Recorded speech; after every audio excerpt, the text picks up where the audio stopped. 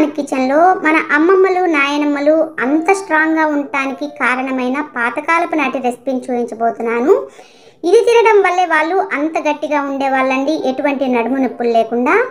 Mature అయిన టైంలో అయితే ఖచ్చితంగా ఆడపిల్లలకు చేసి పెట్టవలసిన రెసిపీ అండి. ఇది తింటే వాళ్ళకి ఫ్యూచర్లో ఎటువంటి నడుము నొప్పులు ఉండవు. ఆడపిల్లలకు మాత్రమే కాదండి, చిన్నతనం నుంచి మగపిల్లలకు కూడా వారానికి 2 రోజులు ఇది చేసి పెట్టడం వల్ల ఫ్యూచర్లో వాళ్ళకి బ్యాక్ పెయిన్ లాంటివి రాకుండా ఉంటాయి. అదేవిధంగా ఇంట్లో ప్రతి ఒక్కరూ తినవలసిన రెసిపీ. ఇప్పుడు దీనికోసం ముందుగా ఒక బౌల్ నిండా ఇసుక మట్టి లేని రాగులను తీసుకుందామండి.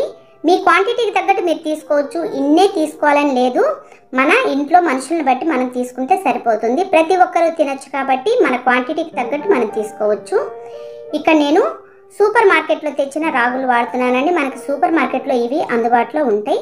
ఇప్పుడు రాగులన్నింటినీ మిక్సీ జార్లో ఒకేసారి వేయకుండా 2 భాగాలుగా చేసుకొని కొంచెం కోర్స్గా గ్రైండ్ చేసి తీసుకుందాము. రాగులతో కాకుండా మీరు ఒకవేళ రాగి పిండితో చేసుకోవాలనుకుంటే పిండిని ఎలా కలుపుకోవాలో కూడా మీకు వీడియోలో ఎక్స్ప్లెయిన్ చేస్తాను. ప్రీవియస్ వీడియోలో నన్ను చాలామంది అడిగారండి, మాకు ఇంత టైం ఎక్కడ ఉంటుందండి ఇంత ప్రాసెస్లో చేయటానికని. కానీ హెల్దీగా ఉండాలంటే కొంచెం టైం కేటాయించాలి. దీనికి ఎక్కువ టైం ఏం పట్టదండి, ఒక 20 నిమిషాల్లోనే మనం పిట్ అనేది తయారు చేసుకోవచ్చు. ఇప్పుడు పిండి మొత్తాన్ని గిన్నెలోకి తీసుకున్న తర్వాత ఒక చిటికెడంత సాల్ట్ వేసుకొని ఈ పిండిని బాగా మిక్స్ చేసుకొని ఇప్పుడు దీనిలోకి నీళ్ళని కొంచెం కొంచెం యాడ్ చేసుకుంటూ కలుపుకోవాలి. నీళ్ళన్నీ ఒకేసారి వేయకుండా కొంచెం కొంచెంగా వేసుకుంటూ పిండి కన్సిస్టెన్సీ అనేది ఇక్కడ నేను చూపించిన పద్ధతిలో ఖచ్చితంగా కలుపుకోవాలండి. ఇలా కలుపుకుంటేనే పిట్ అనేది పర్ఫెక్ట్గా కుదురుతుంది. అదే మీరు పిండితో చేసుకోవాలన్నా కూడా ప్రాసెస్ అంతా ఇదే కన్సిస్టెన్సీలో అనేది పిండిని మనం తయారు చేసుకోవాలి. పిండి కలుపుకోవటం ఒక్కటే మనం కరెక్ట్గా చూసుకుంటే సరిపోతుంది. ఇలా ముద్ద చేస్తే ముద్ద అవ్వాలి, పొడి చేస్తే పొడిలాగా రాలిపోవాలండి. ఆ తర్వాత చిన్న చిన్న ఉండలు లాంటివి ఏమన్నా ఉంటే నలిపి పక్కన ఉంచుకొని ఇప్పుడు కాస్త ఇలా మూతి వెడల్పుగా ఉన్న గిన్నె తీసుకొని దీనిలోకి సగం వరకు నీళ్లు తీసుకున్నాము. ఇప్పుడు ఒక కాటన్ క్లాత్ తీసుకొని దీన్ని తడుపుకోవాలి. క్లాత్ అనేది ఖచ్చితంగా కాటన్ దై ఉండాలండి, సిల్క్ది పనికిరాదు. మన ప్రీవియస్ వీడియోలో కూడా చాలామంది ఇడ్లీ పాత్రలో చేసుకోవచ్చా అండి అని అడిగారు. ఇడ్లీ పాత్రలో కంటే ఇలా చేసుకోవటం చాలా అంటే చాలా సులభం అండి. ఇప్పుడు ఒక తాడు తీసుకొని ఈ క్లాత్ని గట్టిగా జారు ముడి వేసుకుంటూ కట్టేద్దాము. ఇడ్లీ పాత్రలో కంటే ఇలా చేసుకుంటే టేస్ట్ కూడా చాలా బాగుంటుంది. ఈ క్లాత్ని ఉతికి పక్కన ఉంచుకొని మనకి ఎప్పుడు కావాలంటే అప్పుడు కూడా వాడుకోవచ్చండి. తాడుని కొంచెం జారు ముడి వేస్తే మనకి ఇప్పుకోవడానికి చాలా ఈజీగా ఉంటుంది. క్లాత్ అనేది ఖచ్చితంగా కాటన్ అయి ఉండాలండి, సిల్క్ది అస్సలు వాడుకోవద్దు, కరిగిపోతుంది వేడికి.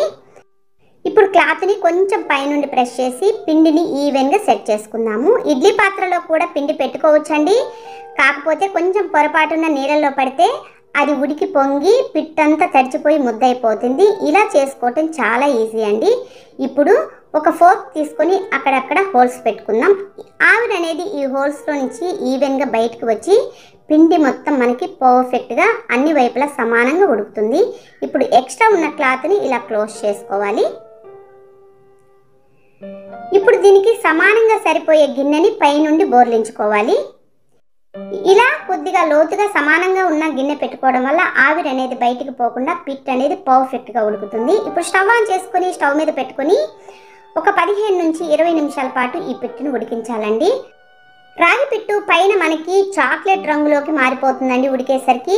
అలానే లోపల ఉన్న పిండి కూడా ఉడికిందో లేదో ఒకసారి స్పూన్ తీసుకొని చూస్తే లోపల ఉన్న పిండి కాస్త ఇలా తెలుపు రంగులో ఉందనుకోండి, ఇంకొక 5 నిమిషాల పాటు ఉడికిస్తే సరిపోతుంది. పిట్టు ఉడకడానికి ఖచ్చితంగా మనకి 15 నుండి 20 నిమిషాల టైం అయితే పడుతుందండి, అంతకంటే ఎక్కువ టైం తీసుకోదు. చిన్నతనం నుంచే ఏ టైంలో ఎప్పుడు ఏ పద్ధతిలో పాతకాలపు నాటి వంటలు చేసి పెట్టచ్చో అవి ఏ ప్రాసెస్లో చేయాలో ఆ వీడియోస్ అప్లోడ్ చేస్తానండి. కొత్తగా మా ఛానల్ చూస్తున్న వాళ్ళైతే తప్పకుండా సబ్స్క్రైబ్ చేసుకుని సపోర్ట్ చేయండి.